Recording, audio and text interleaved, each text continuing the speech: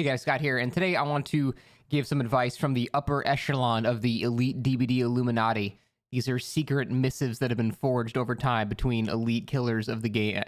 So basically, there is a certain thing that you should do against very good survivors. First part is you have to actually identify if the survivor is good. I have a video on that if you want to check that out. But once you've identified that a survivor that you're going against or a survivor that you're chasing is a strong survivor, there is something you have to sort of make a decision about.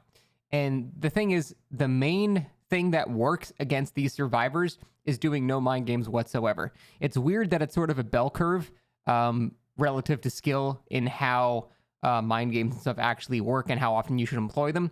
But strangely enough, at the highest level of Dead by Daylight, pretty much both sides are not mind gaming. I'm not saying it never happens. It's just, in terms of a risk-reward scenario, it is more of a risk to try a mind game than to just simply brute force the pallet down and then chase. And basically, when you brute force the pallet down, yeah, it'll take you a bit longer, but it will also make it so the survivor's skill is neutered. It doesn't matter how good they are if they're in a dead zone. And that's typically how higher level matches go. You have to make a dead zone to neuter the skill of the opposing team, and that's your main option.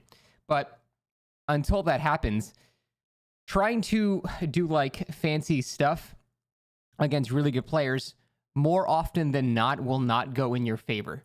And there are numerous examples of this. A very good example is Otz's whole 1v1 cowshed thing.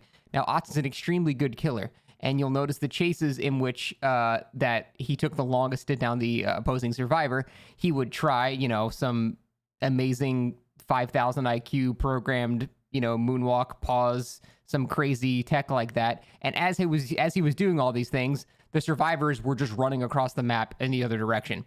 And this is the biggest fault I think that I do, that every any good player does, is try to mind game players that are very knowledgeable about the mind games that you're trying to do. And it really happens a lot of the time at TL walls and those like long wall, short wall loops and things like that. Sometimes it's just better to brute force those things and not try to do some sort of crazy tech, because really good survivors are going to know that you're going to try that, and they're just going to simply run away from the loop, and then you're just standing there with your dick in your hand and you're just looking really stupid. So this kind of goes for both ways on Survivor, like when you're going against Killer too. If you're both going against, if you're both high-level players, the game is boring. This is why I'm so opposed to high-level DVD, because on both sides, it's actually really boring because both sides are not mind gaming each other. The only people that are actually getting quick hits against very good survivors in this scenario are killers that don't have to mind game, like Spirit, mind game, Spirit, Nurse, Blight a little bit has to, but for the most part, it's really just the brute force killers that don't care about mind games that are doing really well at the highest level.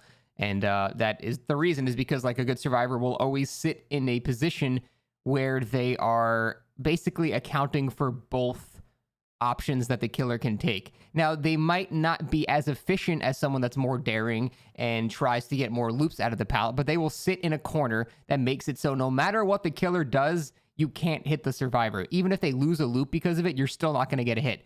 And in those scenarios, if the killer's wasting time mind gaming, you might as well have given him another loop. So the end all message of this is, if you've identified at least a survivor that you're going against is very strong, don't really bother mind gaming them unless it's done in such a way that you don't lose any distance. So for example, if you're like running along that wall and you're not losing distance and you moonwalk while running along that wall, that's fine. That's not a big deal because you're not losing distance to the target that you're going towards. It's the things where you double back or you stop or you like fake, going one way or something like that. Those are the mind games that are too risky to try against good players. But as long as you maintain your momentum going in a direction, if you can moonwalk and do stuff like that, because you're not losing distance and it's not a big deal. Those mind games are safe.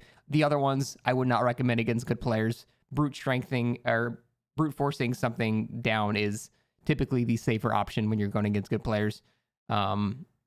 This is not like some 8,000 IQ thing to get people to play dumber. It's genuinely the smartest thing to do against a good survivor, to not do anything fancy. But yeah, that is it. That is the main message I just wanted to share. Everyone falls prey to this. I have sat at a TL wall and then the guys are just running away and you feel like a fucking idiot. So yeah, that is my advice. That is it. Thanks for watching.